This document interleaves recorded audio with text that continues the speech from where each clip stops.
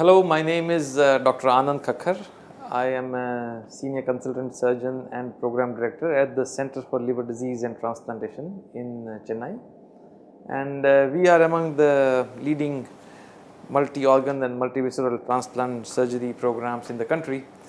It has been our endeavor to bring about the latest and the best that is available for end-stage organ failure and patients suffering from liver cirrhosis, kidney failure, pancreatic failure, kidney failure because of diabetes, and bring a solution to their maladies. And it is a part of this endeavor that we initiated the first viable pancreas transplant program in this country. And joining me here today is my colleague Dr. Vaidya. Dr. Anil Vaidya has served as a lead clinician and the senior most consultant surgeon at the Oxford University Medical Center. As a part of his passion to serve patients with combined diabetes and kidney failure in our country, he has decided to leave Oxford and join us in our endeavors at Chennai. So, Dr. Vaidya, what would you say about the challenge of diabetes and kidney failure in our country? Diabetes in India, as you know, is rampant. What we know of diabetes and the numbers, we think there are about 90 million diabetics in this country that have been diagnosed. We do not know how many have not been diagnosed, of which 10%, that's about 9 million, are type 1 diabetics. It is a huge number, and what we need to also understand is how are we going to cure this disease, not treat this disease. Correct. That's very important. The emphasis on cure rather than treating the disease. So when you treat diabetes, you're treating it in a chronic fashion. You're addressing their requirement for insulin. However, you haven't addressed their biofeedback requirement for glucagon when your sugars go down. So this is something that can be done only with an endogenous source. So that's where your pancreatic transplants come in a big way. The insulin independence rates are very high with pancreas transplants, but not everybody requires a whole organ pancreas transplant.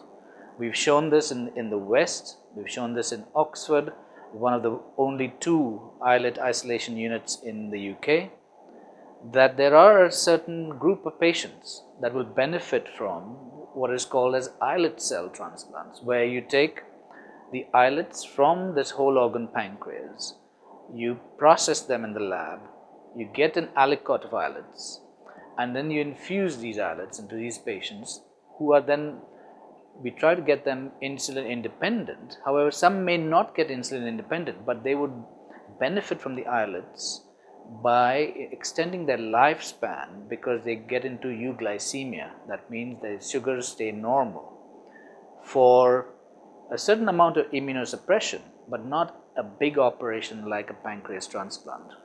I was surprised when I first came here 2 years ago to see that there wasn't a single laboratory in India that was looking forward to pursuing islet cell transplantation.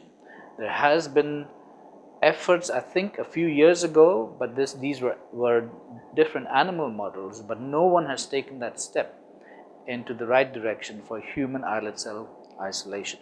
The techniques are quite robust. It is not an experimental procedure anymore. The United Kingdom, the European Union, Australia, all of these centers in these places are doing islet cell transplantation as a clinical program. The first one, as we all know, was done in Edmonton. This was in the early 90s in Canada. And since then, there's been so much of development on this islet cell field that it has taken us from what was once an experimental procedure to a therapeutic procedure right now. And I think in India, we can serve a lot more people with an islet cell base rather than going for a whole organ transplant.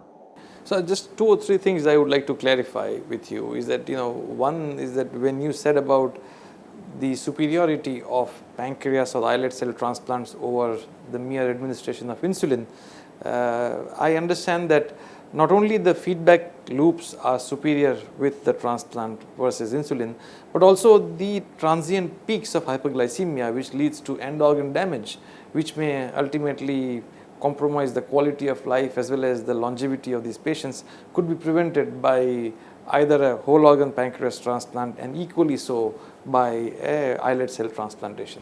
You're absolutely right. This is what causes the end organ damage. That is the high sugars. Once you can prevent those high peaks of sugars and keep them in what we call as a euglycemic range, you certainly add on value add years to these people with diabetes. There's no question about that. And one more thing I wanted to clarify is that this translational research that we are talking about at this point, something that has been done somewhere, but we need to reproduce the same results, the same methods, the same technology in our country, is something that is going to be done in a non-commercial fashion, so that this is a technology that will be made available to the people of our country.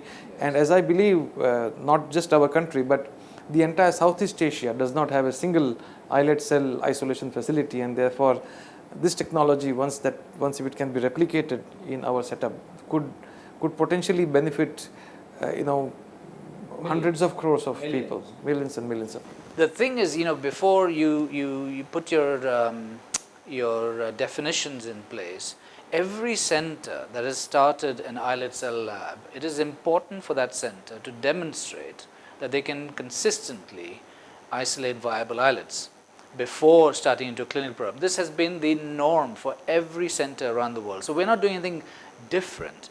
And we're calling it translational research, but it is really not research. It is just checking on our abilities to follow protocols that are already in place, accepted worldwide, and how can we put them in place with us. Not only to be confident with the new team that's being formed, but also to make sure we do not put any patient at harm, at risk, when we start that islet cell transplant program. So it has to go through these two phases. The phase one would be, you look at how many islets per pancreas can you isolate.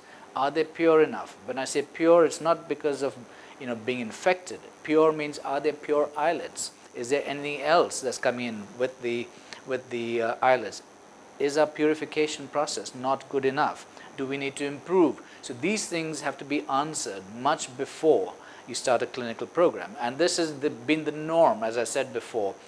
Oxford did it, Edmonton did it, the programs in Europe did it. So it is a normal progression from not doing anything to an islet cell program, clinical program. It has to go through this first proof of concept phase. So I would be hesitant to call it a research project. I would say it's a stepping stone to finally delivering islet cells that will be therapeutic and will help people get off the need for insulin.